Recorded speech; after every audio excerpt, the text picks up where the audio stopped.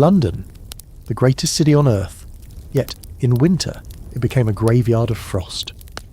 Children coughed blood in factory smoke. Mothers wrapped their babies in newspapers to keep them alive. Even the rich slept in gloves and drank boiling wine just to feel their hands. This is not fiction. This is Victorian London, where survival was not a right, but a privilege bought in coal and breath. Tonight we step into the snow, not as tourists, but as witnesses. London did not simply endure winter, it surrendered to it. In the heart of the Victorian era, between the soot-stained chimneys and the cobblestone streets slick with frost, the cold came not as a season but as an invader. It crept beneath doors, seeped through bricks, and claimed both the alleyways of the rich and the rookeries of the poor. Temperatures often fell close to freezing, hovering between 0 degrees Celsius and -5 degrees Celsius during harsher years, yet the numbers alone do not convey the misery. There was no central heating, no insulation, no electric lamps to push back the gloom.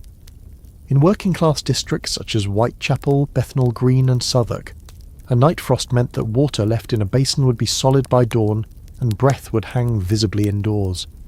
Every street seemed to exhale steam from its thousands of lungs, like a great beast shuddering in the cold. Official weather reports began to be recorded more consistently during the 19th century, and one of the earliest meteorological diaries from 1841 notes simply, "The cold seeps through bone and brick alike. No roof can bar it." Such remarks were not poetic exaggeration but practical truth. London's architecture was built for permanence, not for comfort. Stone walls held the chill like a vault holds secrets. Windows rattled in their frames, and cracks in ill-fitted doors allowed gusts of icy wind to hiss into rooms like whispering ghosts. Those who could afford it barricaded their homes with heavy curtains and draught stoppers. Those who could not simply shivered. The poor did not count winter in weeks, but in shillings the cost of coal. Coal was both salvation and poison. It kept the fire burning but choked the city with soot. In 1860, London consumed an estimated 4 million tonnes of coal annually, rising to over 7 million by 1880. Each household furnace belched smoke, contributing to the infamous pea soup fogs. These were not mere mists, but dense, mustard yellow clouds of sulphur and soot that could blot out gas street lamps within arm's reach. A journalist from the Pall Mall Gazette wrote in 1873, "One cannot see one's own hand before one's face, yet one can taste the air like rotten eggs and coal tar." Such conditions made even walking perilous. Horses stumbled, carriages veered wildly, and pedestrians clung to walls to navigate blindly through the murk. In November 1879, an entire omnibus full of passengers drove straight into the Thames when the driver mistook the river embankment for the roadway. All survived, but only barely, pulled from the frigid water gasping and coughing black phlegm. Winters were hardest on those who lived outdoors. By mid-century, London housed over 30,000 homeless individuals, many of them children. Some slept beneath bridges wrapped in newspaper, which was commonly referred to as Victorian blankets. In 1865, a missionary recorded his encounter with a young beggar girl sleeping inside an empty water barrel. The barrel was glazed with frost. She was curled like a kitten clutching a crust of bread. When woken, she merely asked if it was morning yet, as if morning meant warmth. But inside the tenements, conditions were not much better. A typical lodging house crammed 6 to 10 people into a single room, often with no fireplace. Those who could not afford coal burned wood, then rubbish, then anything combustible broken furniture, scraps of cloth, even animal bones salvaged from refuse heaps. Burning bones produced a rancid stench, but at least it provided a flicker of warmth.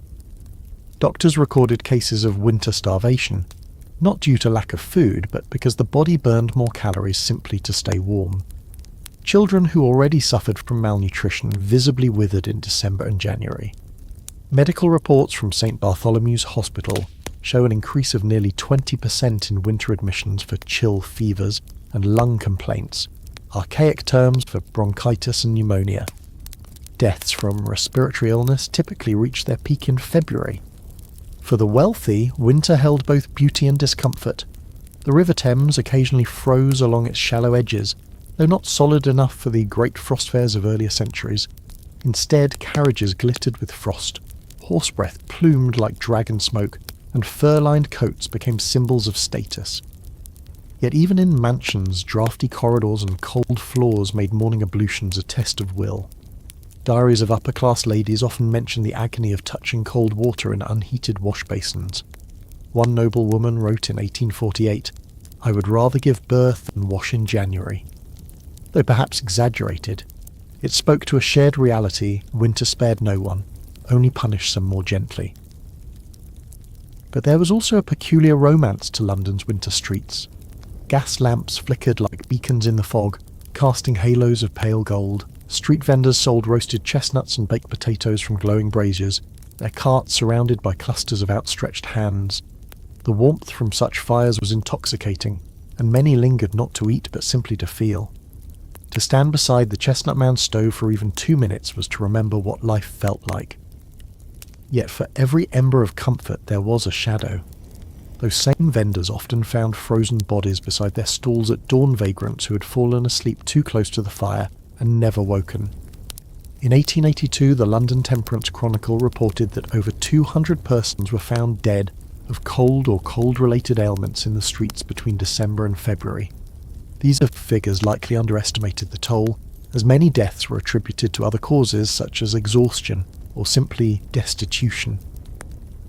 The authorities responded with workhouses and shelters, but these were often more deterrent than refuge. The Poor Law of 1834 dictated that conditions inside a workhouse must be worse than those outside to discourage dependence. Thus, many preferred the streets to the indignity of shelter.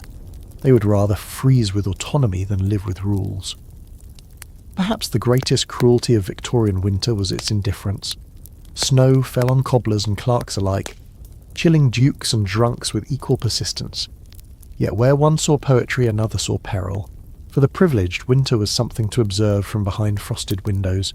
For the poor, it was a gauntlet to survive, and every year it came back, relentless, implacable, as if testing the city anew. London endured. It always did. Fires were lit, hands were rubbed together, bodies huddled close. Children sang carols in the snow, hoping for pennies. Lovers walked arm in arm through the smog, trusting love to guide where sight could not. Yet beneath every act of resilience lay the same truth: winter was not merely a season in Victorian London.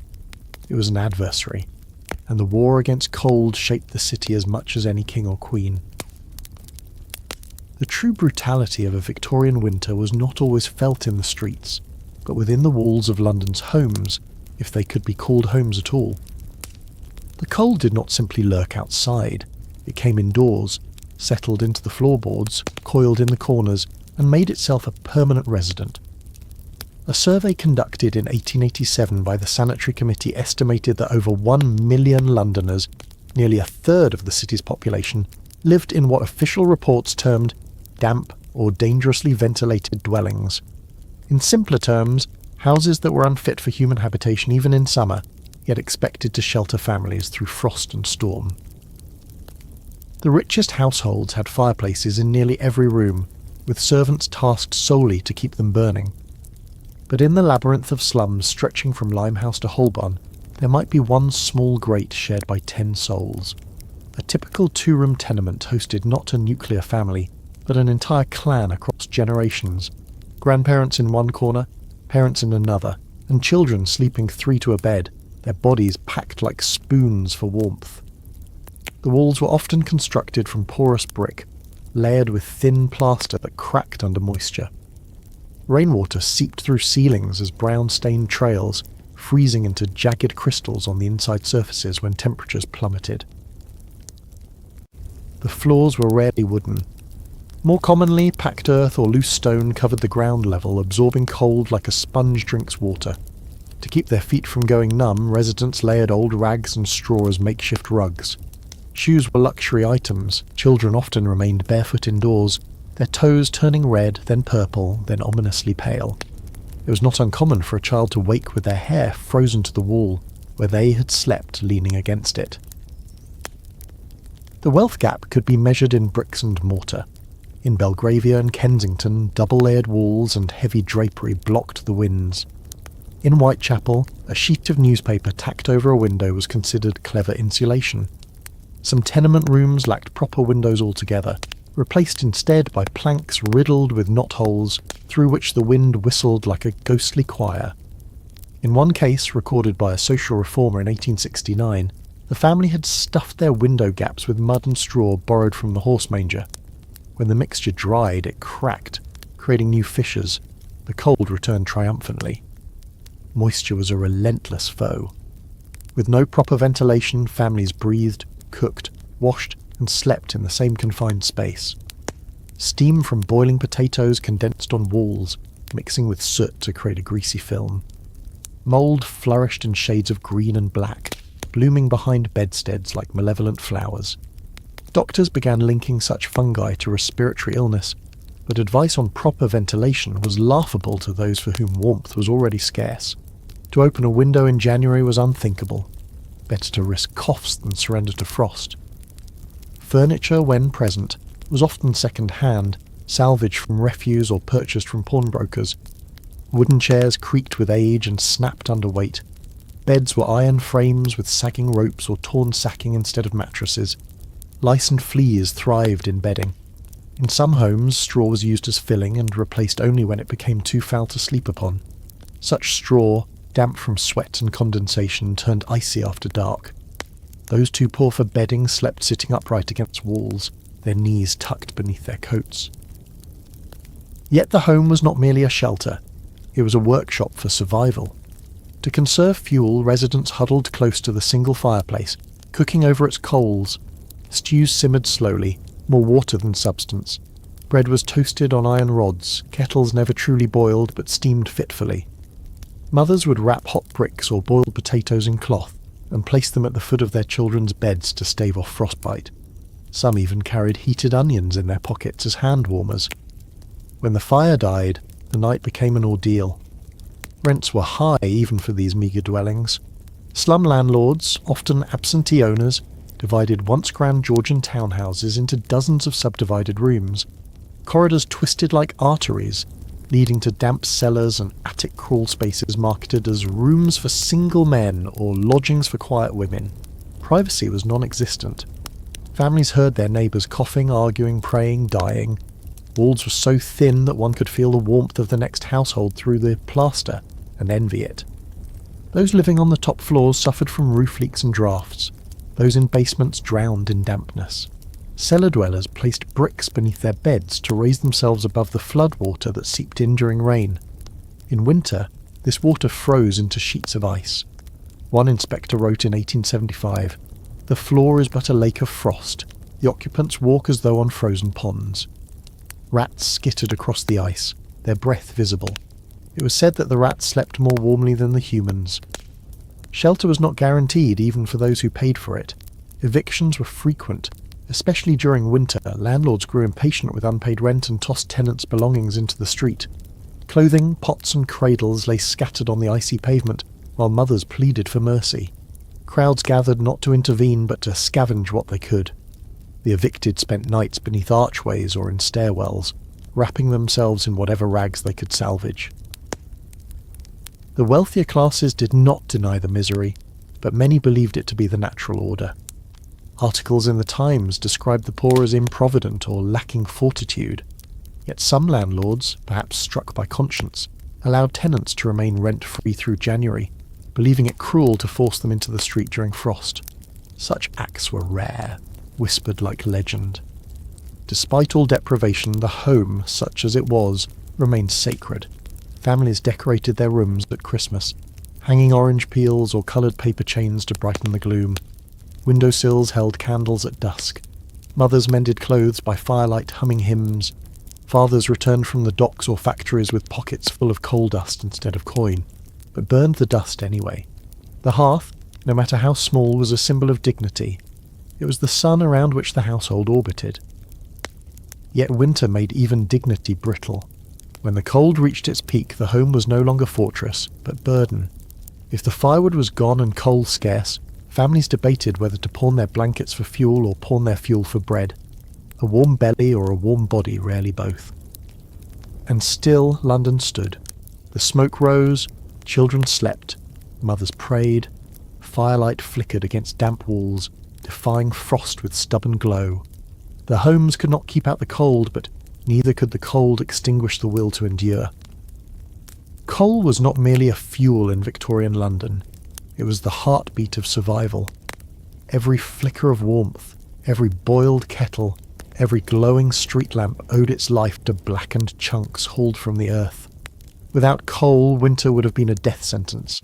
Yet coal was both saviour and executioner, a substance that could warm one family while poisoning an entire city. It was the currency of comfort and the tax of breath. By the mid-19th century, London consumed more coal than any city in human history. Records from 1851 estimate annual use at over 3 million tonnes. By 1880, this number had doubled. Ships laden with coal docked daily along the Thames, where labourers known as coal whippers unloaded the black cargo into barges. From there, it was distributed to merchants in sacks weighing as much as 6 stone, 38 kilograms. Boys no older than 12 hauled these sacks through narrow lanes, crying out "coal for sale" in voices cracked from soot and cold. They delivered door to door, climbing icy staircases with the bent backs, leaving trails of black dust behind them like footprints of hardship. For the wealthy, coal was a routine expense. The servants ordered it in bulk and the fires burned day and night. But for the poor, coal was a daily gamble. Should one spend 2p on fuel or on bread? Many chose to endure the cold rather than the pang of hunger. A widow in Southwark, interviewed in 1872, stated plainly, "I can go cold longer than I can go hungry." Yet even hunger could not always outlast frost. When the water in the basins froze, when breath crystallised on blankets, when the youngest began to cough blood, a penny's worth of coal became more precious than gold. Some families survived on coal scraps. Children scavenged the cinders from gutters, sifting through the ashes of nearby factories for overlooked fragments that still held a trace of heat. These remnants were called gleanings, the fuel of the desperate. Others stole from coal yards, risking beatings or imprisonment for a handful of warmth. One magistrate noted in 1864 that coal theft increased threefold during December and January, adding grimly that a lump of coal is more coveted than a loaf of bread when frost is thick. Coal dust entered every crevice of life. It coated windowsills, blackened curtains, and settled on sleeping faces. Mothers scrubbed their children's cheeks only for soot to return by dusk. Even snow did not fall white in London. It descended pristine, then landed grey, then melted into streaked sludge. Travellers described it as ink-stained snow, a beauty poisoned. The poet James Leigh Hunt wrote, "It snows soot in London, not flakes." But the greatest legacy of coal was not what could be seen, it was what could be breathed. Every chimney exhaled smoke into the sky, and London became a cauldron of sulphur and tar. The fogs that resulted were legendary, choking masses that turned daylight into twilight. The term smog had not yet been coined, but Londoners called it pea soup, likening the murky yellow air to thick broth. During heavy fog, people walked with hands outstretched, tapping the ground with sticks to avoid stepping into gutters. Cab drivers led their horses on foot, holding lanterns close to the ground in search of the curb. Visibility was sometimes reduced to mere inches. The fog was more than inconvenience. It was lethal. Medical reports from 1879 record a spike in deaths from fog fever, likely acute bronchitis aggravated by sulphur dioxide. One physician wrote of patients coughing up mucus as black as ink. Infants succumbed first, their lungs too small to filter poison. Elderly men collapsed in the streets, unable to draw breath. Even the robust feared prolonged exposure, and yet the fires had to stay lit. Inside homes, chimneys often smoked inward rather than outward, filling rooms with haze. Poorly built flues sucked back their own exhaust, turning hearths into volcanoes. Families sat gathered close to the flames, eyes watering, throats burning, yet unwilling to move an inch away from precious heat. The children coughed through story time. Grandmothers wheezed lullabies. To breathe clean air was a dream reserved for spring. Not all coal was equal. The wealthy burned Welsh coal, which produced less smoke and more heat, known as smokeless fuel. The poor burned slack, fine dust mixed with clay or peat, or worse, coal dust briquettes, compressed waste bound with tar. These concoctions smoked relentlessly, staining ceilings and throats alike. One reformer described entering a tenement and finding the air so thick that one could scoop it with a spoon. Coal merchants were both essential workers and predators. Some were honest tradesmen, others sold watered coal, literally soaking it in the Thames to add weight. Buyers discovered too late when their fires hissed instead of roared. Some mixed coal with shale or gravel, yet customers returned, because there was no alternative. When a man stands between frost and flame, he does not haggle with the firekeeper. Industry required coal too. The factories that powered London's economy relied on steam engines, which burned ceaselessly. The more people sought warmth in their homes, the more coal was burned in the mills that clothed them.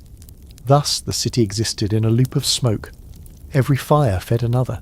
Every breath deepened dependence. Coal was not merely fuel, it was identity. Black dust beneath fingernails marked labourers as lower class. Coal scuttles beside polished hearths marked the upper.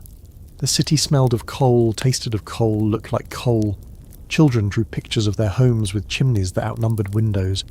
Songs were sung to its praise and curse. One street rhyme went, "Coal in the morning, coal at night, coal for the freezing, coal for the fight."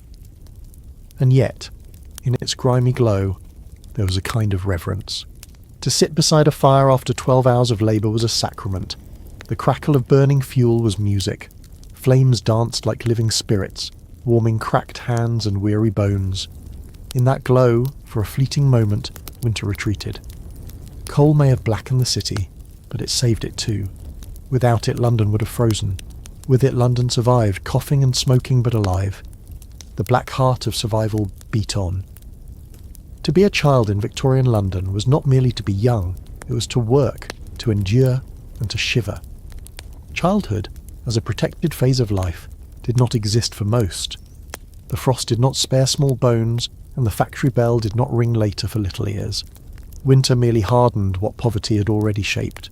In a city of endless chimneys, the smallest shoulders bore the heaviest burdens. By the age of 5 or 6, children from poor families were already contributing to household survival. For some, this meant selling flowers or matches in the streets. For others, it meant 12-hour shifts inside dim, steam-filled factories. According to the 1851 census, over 30,000 children under age 10 were officially recorded as employed, and countless more were invisible to statistics. They swept factory floors, carried coal, sorted rags, or crawled beneath the spinning looms to untangle machinery too dangerous for adult hands. Their size was their curse and their qualification. The factory was not a refuge from the cold. Many were unheated, their iron frames radiating dampness instead of warmth. Workers stood in puddles formed by leaking pipes, their wooden clogs soaking through before dawn. Breath condensed into clouds that hovered in the air like ghosts. One inspector noted in 1860 that children worked in coats and scarves all day, yet their fingers remained blue. When frost crept in from the brick walls, it mingled with cotton dust, forming a strange glittering mist. The children called it snow indoors, though it did not melt, it simply lodged in lungs. Coal was burned in great furnaces to power the steam engines, but the heat never touched the workers. Instead it vented upward, escaping through tall chimneys that belched smoke into the already suffocating sky. The machines were warm, the people were not. If a child grew too weak from cold to lift or pull, there was no sympathy. Overseers cracked whips against benches or slammed canes against tables as warning. In some mills, children were tethered to their stations with ropes to prevent slacking. Winter was no excuse. Production must not freeze. Outside the factories, countless children laboured on the streets. They were known by many names: mudlarks, matchgirls, costermongers, shoeblacks, errand runners, and climbing boys. Each role came with its own perils, each made deadlier by frost.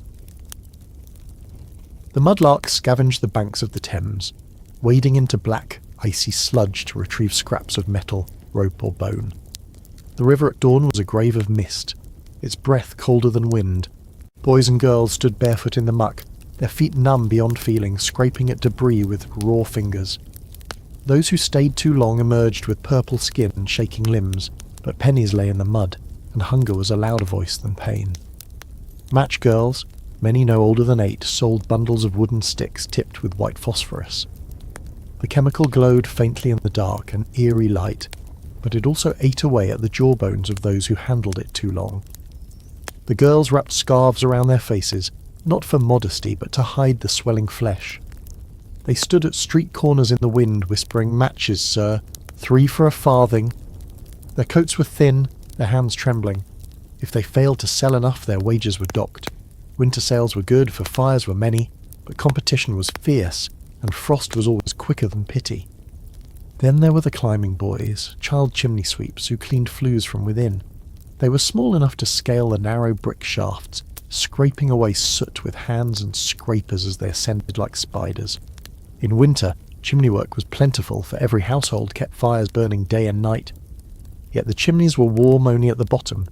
Higher up, the soot turned to frost, and the air thinned. Many boys found themselves stuck, shivering in darkness, crying out for help. Sometimes they were rescued, sometimes they were not. A parliamentary report from 1842 describes one case. A boy of 7 found wedged in a flue stiff as wood, his limbs locked by cold. The coroner wrote simply, "He froze before he suffocated." Schools did exist, but attendance was optional and often unaffordable. Even charity schools expected cleanliness and punctuality, impossible luxuries for children who slept in doorways or worked until midnight. In the harshest winters, attendance dropped to almost zero. A teacher in Whitechapel wrote in 1871, "The ink freezes before it can be used. The children huddle in corners like sparrows. They do not recite lessons, they merely tremble." Not all Londoners ignored this suffering. Reformers such as Lord Shaftesbury campaigned for child labour laws, urging Parliament to limit working hours and raise minimum ages. But change was slow, resisted by factory owners who argued that idle children become starving children. And so the debate continued while frost gnawed at tiny bodies. Yet even amid hardship, children found moments of rebellion. They played with discarded coal lumps as if they were marbles. They built snowmen in alleyways using soot for eyes. They chased each other through steam rising from sewer grates, pretending it was dragon's breath. Laughter echoed in places where no warmth existed. Hope was not given, it was invented.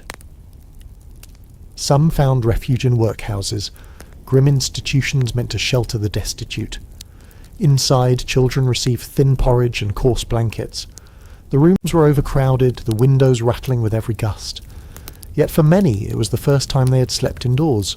Still, winter brought outbreaks of fever that swept through dormitories like invisible fire. Rows of beds became rows of silent forms.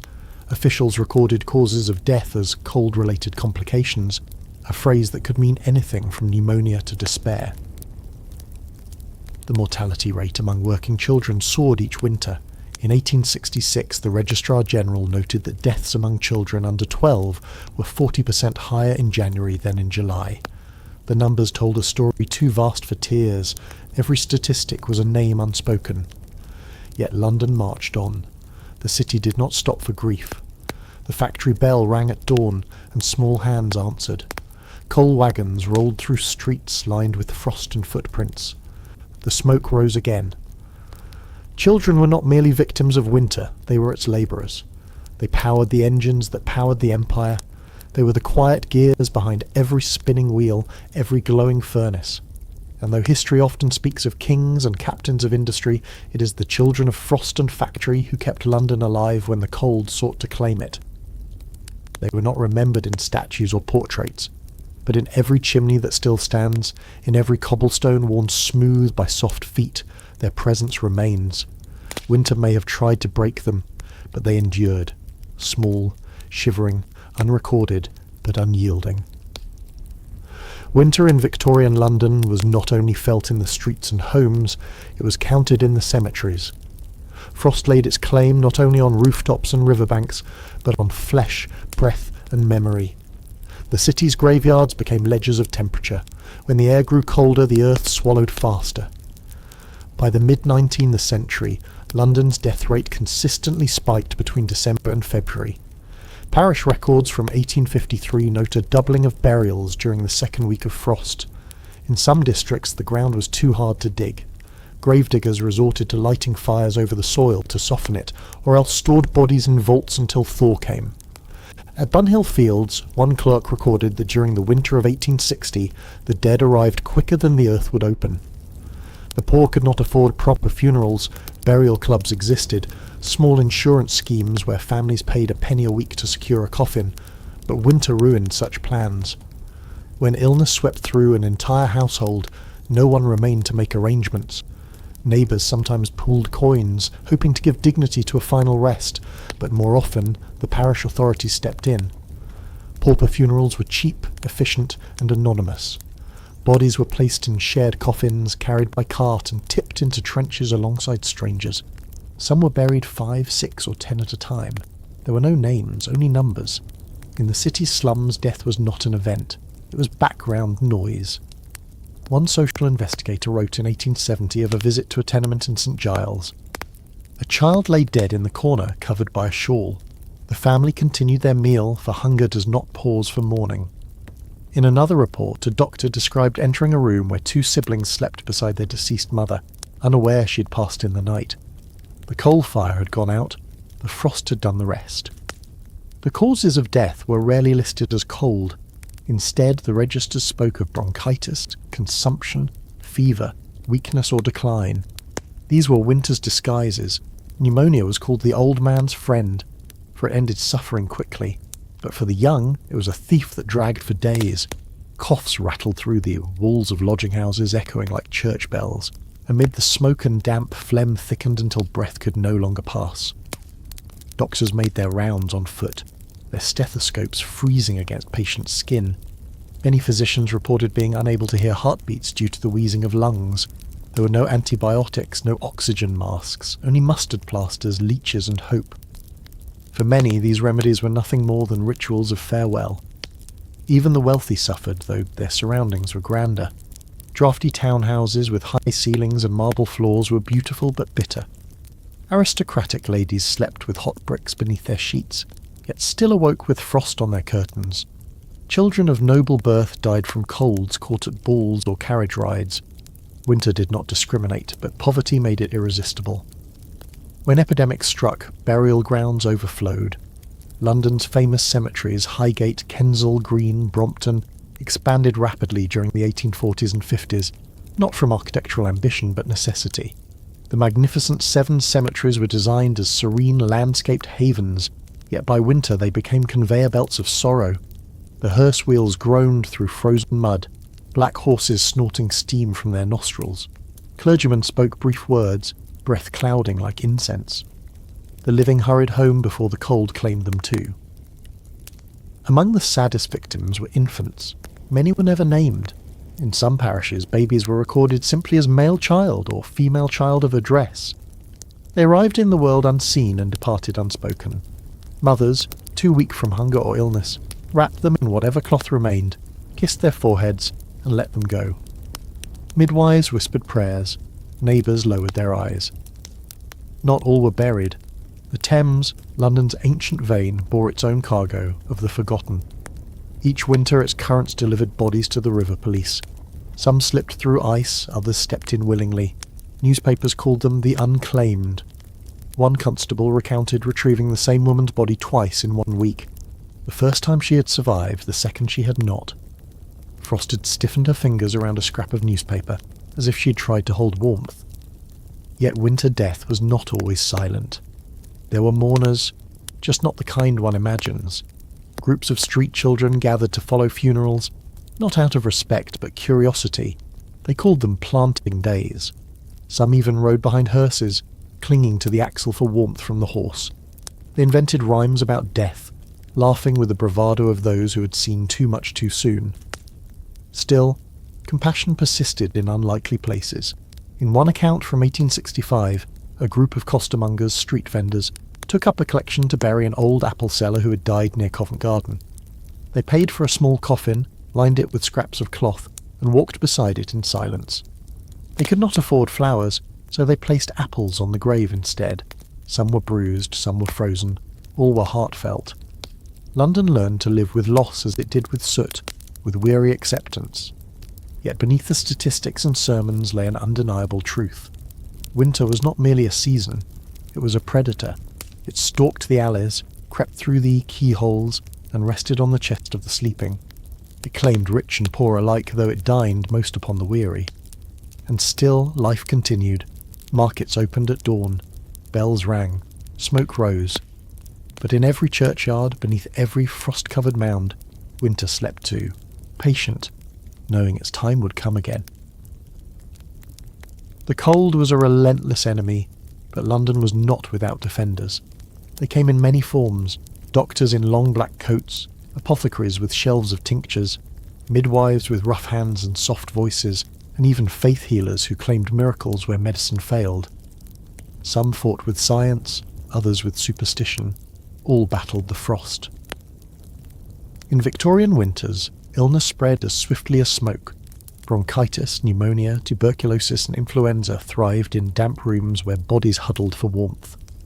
The poorer the district, the thicker the coughs. Physicians called such ailments winter fevers, as if the cold itself carried contagion. In truth, it often did.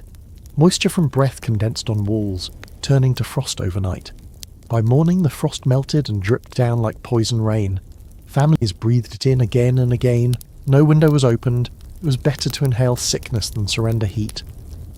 Doctors rode through the streets in horse-drawn traps, carrying leather bags filled with bottles, laudanum for pain, ammonia for fainting, camphor for chills. They pressed stethoscopes of cold brass against rib cages and listened as lungs gurgled like blocked drains. There were no antibiotics. There were mustard plasters, cod liver oil, hot toddies of whiskey and lemon. Some treatments soothed, others merely occupied time until death made its decision. Hospitals were overwhelmed in winter. The London Hospital in Whitechapel reported that during the frost of 1867, patients slept head to foot upon straw pallets, with scarcely room to turn. Fever wards echoed with rattling breaths. Nurses dabbed cracked lips with vinegar-soaked cloths. Priests walked the halls with equal purpose. Survival was a matter of endurance, not medicine. Midwives were often the only medical figures the poor ever saw. They delivered babies in freezing rooms lit by guttering candles, cutting cords with kitchen knives heated over flames. When newborns gasped weakly, the midwives massaged their tiny chests, breathed warm air into fragile mouths, and swaddled them in shawls. Some lived, others did not. The midwives never flinched. They had seen too much to flinch. Pharmacies, known then as apothecaries, became winter sanctuaries. Their shelves glistened with glass jars labelled tincture of myrrh, hartshorn, syrup of poppies. Many remedies were little more than alcohol sweetened with herbs, but the warmth they induced was real. Children were given cod liver oil in spoonfuls, gagging as it slid down their throats, followed by a cube of sugar as reward. Adults drank hot gin possets, milk and spirits blended with nutmeg, to drive out the chill. Some emerged flushed and laughing, others slipped quietly into stupor. Not all healers were trained. Some were self-appointed saviours, roaming the streets with remedies of dubious merit. One man in Clerkenwell sold flannel belts guaranteed to preserve all heat in the bowels. Another offered frost-fighting elixir brewed from garlic, vinegar and goose fat. A famous street doctor known as Old Molly claimed she could cure any cough by binding mustard seeds to the soles of the feet. Desperate patients complied, their feet burning while their lungs froze. Religious healers preached that winter was divine punishment and prayer the cure. In Methodist chapels, congregations knelt on cold stone floors, begging for mercy as wind howled through stained glass windows. Some churches opened their doors at night, allowing the homeless to sleep in pews. Frozen bodies were found at their thresholds in the morning, those who had arrived too late. Then came the reformers. Men like Dr. John Snow, who had once traced cholera to a water pump, now campaigned for better ventilation in homes. He argued that fresh air need not mean freezing air, that windows could be designed to admit circulation without invitation to the frost. Others promoted winter shelters, large heated halls where the poor could sleep safely. Yet funding was inconsistent, and many buildings remained locked. One of the most tireless winter campaigners was Florence Nightingale. Though known primarily for her work in wartime hospitals, she spent years writing letters to Parliament on the dangers of cold. In one, she warned, "A room may be well furnished and well fed, yet if it be cold, it becomes a coffin." She advocated for proper bedding, raised floors and clean chimneys. Her advice was revolutionary in theory, but only sporadically applied. Some communities took survival into their own hands. In Suffolk, factory women formed warming committees, pooling money to buy coal for widows and orphans. In Shoreditch, a group of publicans agreed to leave their fires blazing after closing hours so the homeless could warm themselves at the thresholds. In Spitalfields, Jewish tailors organised soup lines, serving broth from cauldrons the size of barrels. The broth was thin, but steam alone was medicine. Yet even the finest healers could not fight frost entirely. There were moments when all efforts failed. One doctor reported in 1874 of a patient, an elderly man found collapsed in the snow. He was wrapped in blankets and given warm broth, but his body trembled uncontrollably. His last words were, "I have been cold for so long." He died not from disease, but from accumulation. For every life saved, many slipped away. But the struggle mattered. Not all battles are won with victory. Some are won in resistance. Every cough soothed, every hand warmed, every child kept breathing until spring. That was triumph enough. In the darkest days, London did not merely endure winter, it fought it, with medicine, with charity, with sheer stubbornness. The frost was powerful, but so was compassion. London in winter was not defined by silence, it was defined by sound. The frost did not mute the city, it sharpened it. Every creak of a floorboard, every shriek of a distant whistle, every cough in the alleyway echoed louder against the frozen air. Survival had its own soundtrack. The mornings began not with birdsong, but with factory bells. They rang before dawn, metallic and merciless, slicing through the night like a summons. Workers stirred from beneath thin blankets, their joints stiff, their breath visible. Doors opened with groans like wounded animals. Carts rattled over cobblestones slick with ice. Horses snorted clouds of steam, hooves clopping in slow rhythm. Whips cracked, not out of cruelty alone, but urgency. Time was money. Warmth was money. Delay was death. Street vendors called their trades through chattering teeth. "Hot eels! Hot pies! Warm your bellies for a penny!" Their voices cracked in the cold, turning familiar songs into brittle chants. Some vendors beat spoons against tin kettles to draw attention. Others tapped on windows with gloved knuckles, offering roasted chestnuts wrapped in newspaper. The newspapers themselves were sometimes sold as insulation. Children stuffed them into boots and sleeves, rustling with every step like paper ghosts. The river had its own language. Bargemen shoved poles through slush-crusted water, grunting with each push. Ice cracked like musket fire. At the docks, sailors shouted orders through scarves wrapped to their ears. "Heave! Ho! Mind the ropes! Frozen solid it is!" Seagulls cried overhead, their calls strangely hollow against the smog. Inside homes, sound told stories before sight. The pop and hiss of coal meant warmth. The silence of the grate meant hardship. Kettles rattled as steam begged for escape. Children coughed in patterns known only to mothers, who could distinguish between safe and fatal by rhythm alone. A deep, wet cough was feared more than thunder. It meant lungs drowning inside the body. At night the wind was a musician. It howled through chimneys, rattled window panes, moaned across rooftops like a restless spirit. Rope lines outside, strung with wet laundry, thrummed like cellos in the gusts. Shutters banged arrhythmically. In the slums, entire buildings groaned as frost tightened its grip on rotting wood. The poor joked that their houses sang when they were cold. Even footsteps were different in winter. On frozen ground they rang sharp and quick. On slush they squelched like wet cloth. Those who hurried walked with a tap-tap-tap. Those who staggered dragged their soles in a slow scrape. Sh, sh. That sound made heads turn. A dragging step meant someone was losing the fight against the frost. Some ignored it. Others followed. There were joyful sounds too. When snow fell thick enough, children gathered in alleyways to play.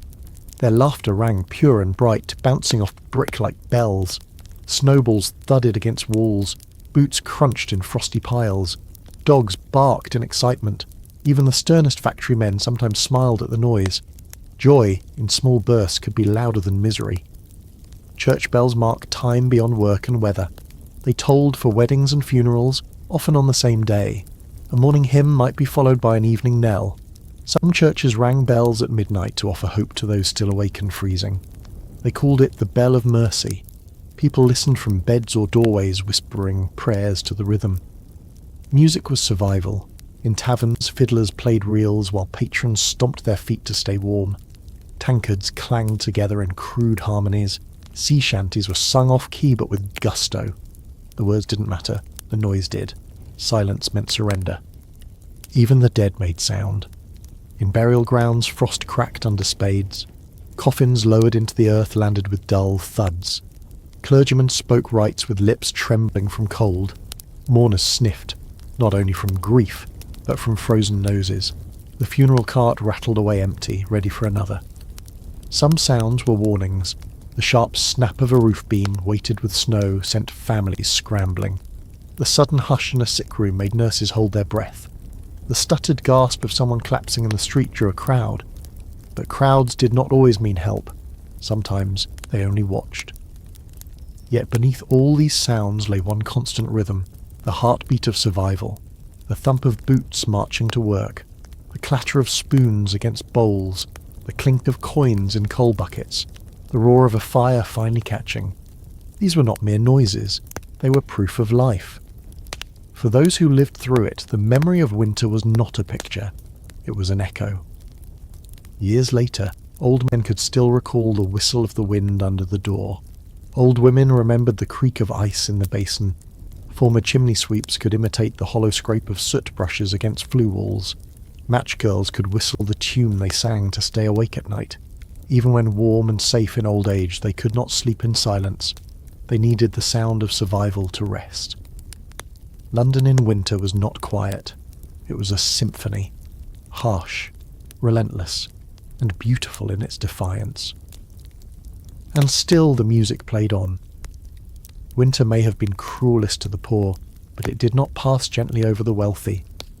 Victorian London's elite lived behind stone walls and velvet curtains, yet frost has a way of slipping beneath doors without invitation. The upper classes faced the cold not with bare hands and scavenged coal, but with architecture, etiquette and pride. Their suffering was quieter, hidden beneath brocade and brass, but it was suffering nonetheless. Townhouses in Mayfair and Kensington were grand, but often ill-designed against the cold. Their ceilings were too high, their marble floors too wide, their draughts too bold. Servants lit fires in drawing rooms before sunrise, yet the heat dissipated into cavernous air. Thick carpets softened the chill beneath one's feet, but the cold crept through walls like a ghost. Even the finest plaster cracked beneath frost. Bedrooms, especially those on upper floors, were notoriously bitter. Aristocrats slept in four-poster beds draped with heavy damask curtains, not for romance, but insulation. Inside they placed warming pans. Metal trays filled with coals slid beneath sheets. Some slept with bed socks, flannel caps, even gloves. One duchess wrote in a diary, "To remove my glove to turn a page is to risk frostbite." Morning ablutions were a battle. Water in the pitchers beside washstands froze solid overnight. Servants brought fresh water, steaming in porcelain jugs, but the steam evaporated before it touched skin. To undress was to shiver. To bathe was to suffer. Some aristocrats abandoned bathing entirely during the worst months, favouring perfumes over cleanliness. "The nose is less offended than the flesh," noted one gentleman dryly. Meals were grand but chilly. Long dining tables stretched across rooms colder than the kitchens they came from. Silverware felt like ice in hand. Soups cooled before they reached the spoon. Even champagne had to be guarded against freezing. The wealthy drank mulled wine not merely for flavour but for survival. To dine without a fire was barbarism. To dine with a fire was still uncomfortable. Carriage rides were elegant torture. Ladies wrapped themselves in furs, fox, sable, mink, layered thick enough to fill the entire seat. Gentlemen wore greatcoats lined with otter or bear. Still, the wind sliced through buttonholes and sleeve cuffs.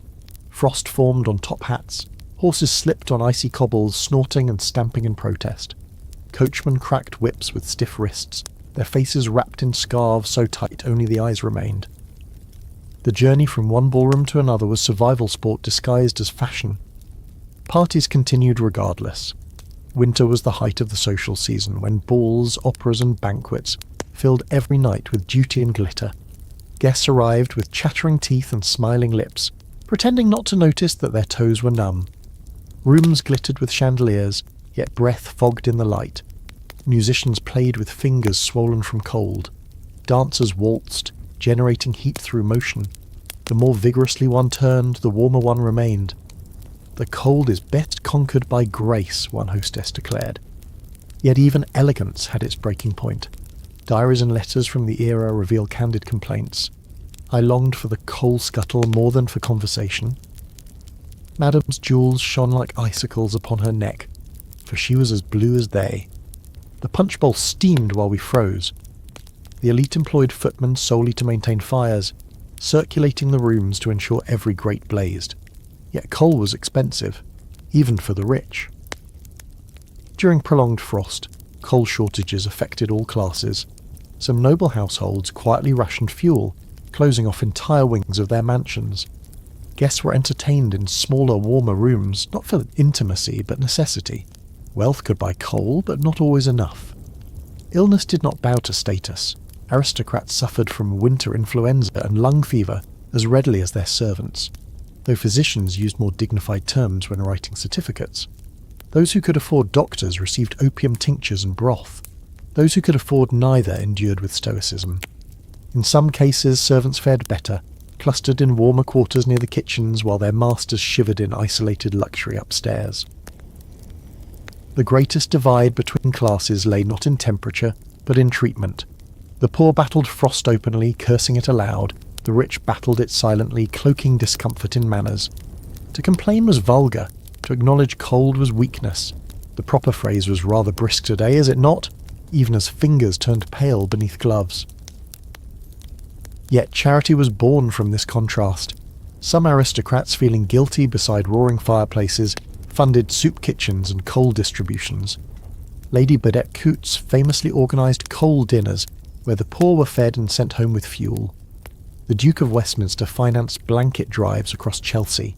Even Queen Victoria herself ordered additional alms during hard frost, instructing palace staff to distribute broth to soldiers' widows. Compassion trickled from high halls, but not always quickly. Still, frost ignored pedigree.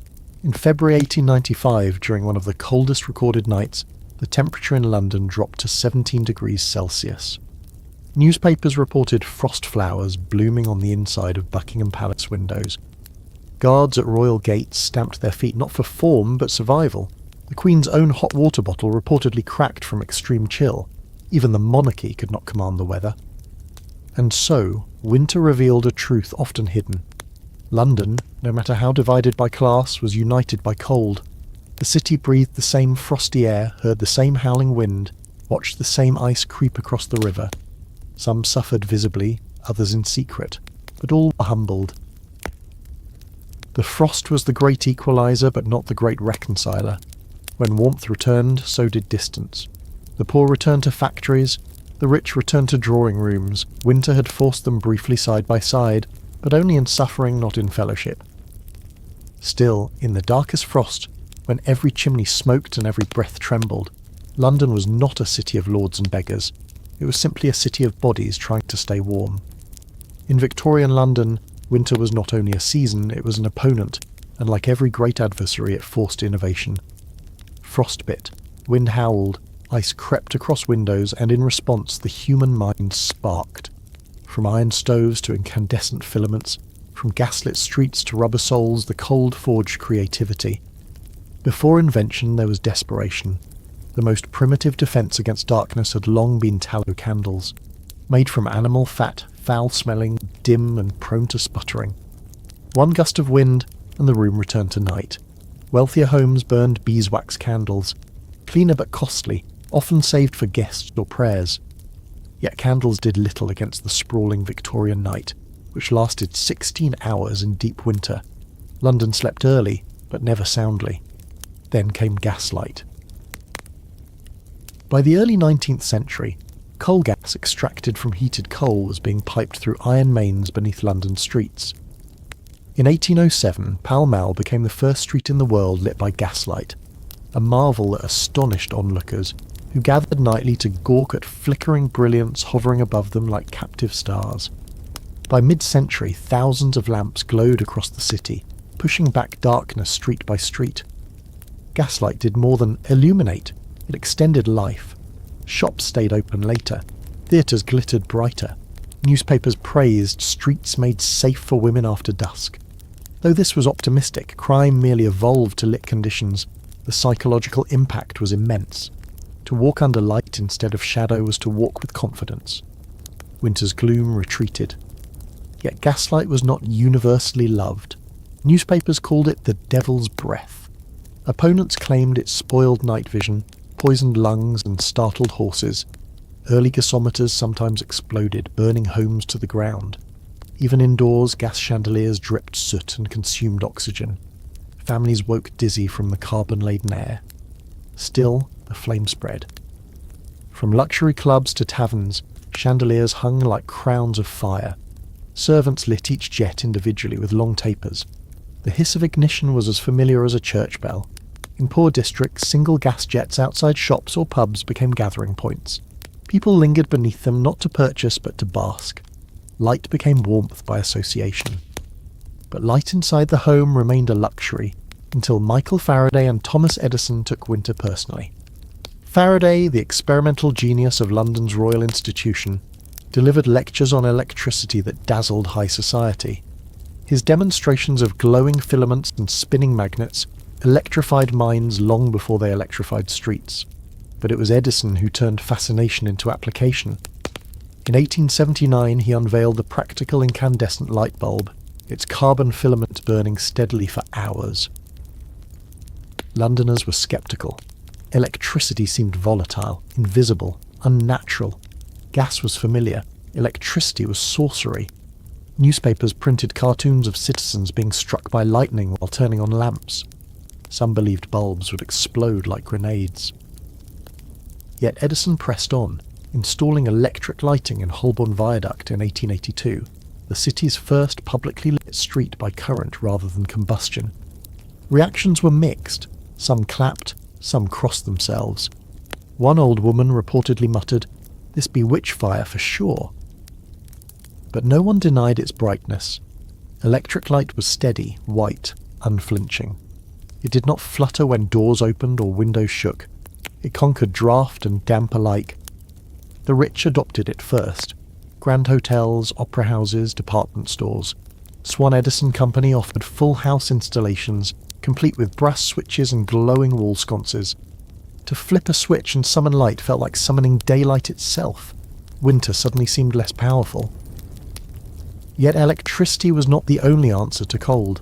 If gaslight and bulbs banished darkness, cast iron stoves and hot water radiators battled temperature directly. Early fireplaces, though charming, were inefficient. Most heat funneled straight up the chimney. In the 1830s, Count Rumford's design reshaped the firebox, angling the sides so that flames projected outward rather than upward. Heat flooded into the room more effectively, making Rumford fireplaces a staple among the affluent. Then, in 1855, Franz Sangalli, a Polish-Russian inventor, patented the radiator, a network of hot water pipes that distributed warmth through rooms silently and steadily. Some London townhouses installed early versions powered by basement boilers. Others used coal-fired gurney stoves, iron pillars that glowed red and hissed like tame dragons. These stood in railway stations and government offices, drawing crowds of frozen citizens who gathered around as if worshipping a pagan idol. Even clothing became innovation. The Jaeger Company, founded in 1884, preached the gospel of pure wool as a scientific shield. Their ads claimed, "All wool undergarments preserve animal heat," pairing physiology with persuasion. Doctors endorsed flannel underwear as protection, not just against cold but disease. A man in cotton caught chills, a man in wool lived. Shoemakers adopted India rubber soles, newly imported from South America. No longer did frostbite creep through leather boots. Umbrella makers used lightweight steel frames, replacing heavy whalebone. Pocket hand warmers, using charcoal or saltpeter reactions, became popular among cab drivers. Innovation even reached the most humble tool, the hot water bottle. Originally made of metal and prone to leaks, by the late 19th century they were wrapped in knitted sleeves, or fashioned from vulcanized rubber. Advertisements showed smiling children hugging them like pets. Beneath blankets, such bottles became silent allies against midnight frost. Yet perhaps the greatest invention was not mechanical but organisational, the concept of public infrastructure. London's first underground railway, opened in 1863, was a miracle not just of transport but warmth. Though smoky and damp, the tunnels maintained higher temperatures than surface streets. People rode simply to thaw. Public libraries, train stations and churches became warming spaces long before the phrase existed. Even public houses, though rowdy, offered physical salvation, a fire, a drink, a chair. Technology did not defeat winter overnight. Progress crackled unevenly across the city. Some streets glowed electric while others remained candlelit. Some homes steamed with radiators while others relied on breath. But idea by idea, patent by patent, London armed itself. Not out of luxury, but necessity. Because invention, in the Victorian age, was not born from curiosity alone. It was born from cold fingers, aching bones, frozen pipes and sleepless nights. Winter demanded ingenuity, and received it. And as each new spark flickered to life across the city, London learned a vital truth. You do not wait for spring. You build it. Winter did not disappear from London. It never agreed to retreat. But by the end of the Victorian era, it no longer ruled unchallenged. It no longer stalked every alley as executioner, no longer pressed its weight upon chimney and cradle, alike with absolute dominion. London, once humbled before frost, had risen, not with warmth of climate, but with warmth of will. The final decades of the 19th century brought a shift not only in technology, but in philosophy.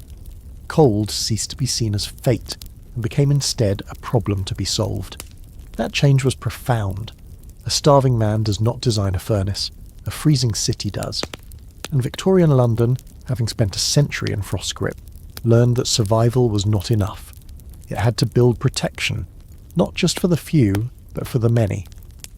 The Public Health Acts of 1875 and 1891 were not written as winter legislation, yet they served as such. For the first time, landlords were held accountable for insulation, ventilation, sanitation, all factors that determined whether a January night would be endured or escaped. Housing inspections began exposing walls so thin they quivered in the wind, floors so damp they froze beneath rugs. Reformers argued that disease is not born of cold alone, but of neglect. Parliament listened slowly.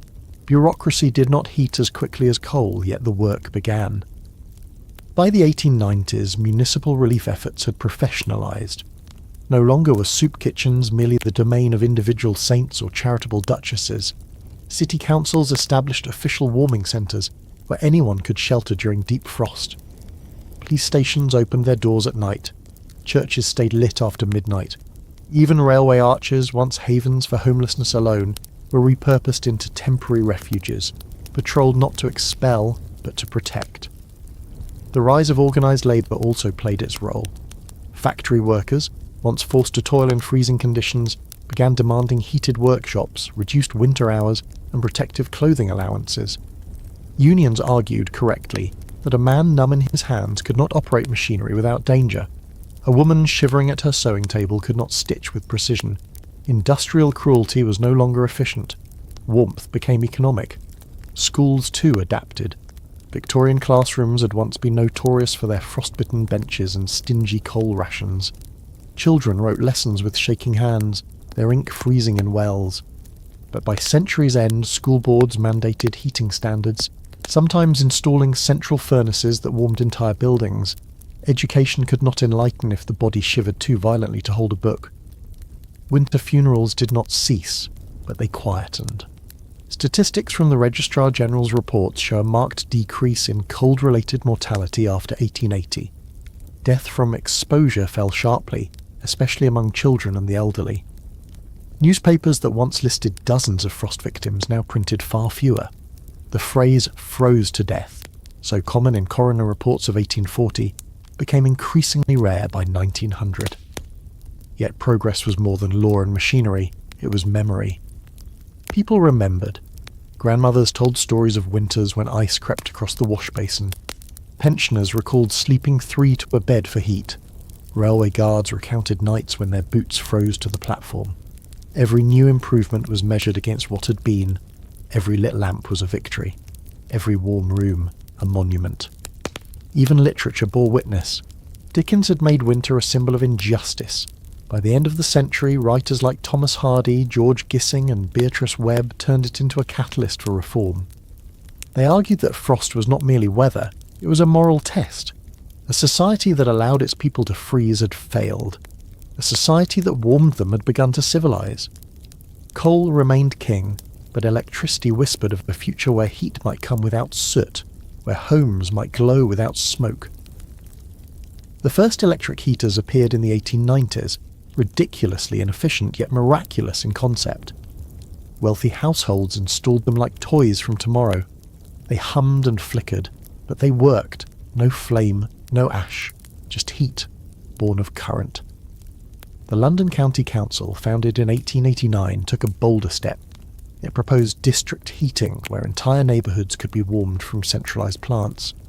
Though the idea exceeded the technology of its time, the seed was planted. Heat, once a private luxury, could become a public utility. And slowly that dream spread. By the turn of the 20th century, winter in London was no longer solely endured, it was negotiated. Homes had thicker walls, streets had brighter lamps, hospitals had radiators, schools had stoves, factories had rules. Even the poorest could find a doorway lit by mercy. Not always, not everywhere. There were still nights when frost claimed the forgotten. There were still alleyways where breath rose from lips already lifeless. But these were no longer accepted as natural. They were condemned as failures. And that was the greatest change.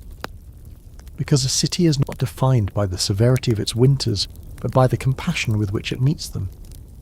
By that measure, London, once infamous for its lethal cold, had begun its transformation.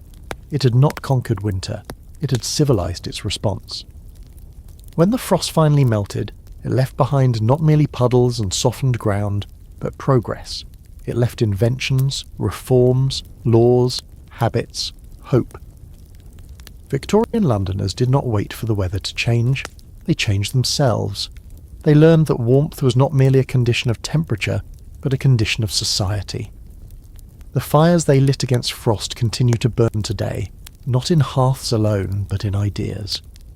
And so, the true legacy of Victorian winter is not in the chill it brought, but in the heat it inspired. Winter did not vanish from London, but London learned how to stand against it. Not with warmth from the sky, but with warmth from each other. In coal, in invention, in compassion. History is not just the story of kings and empires. It is the story of people who refuse to freeze.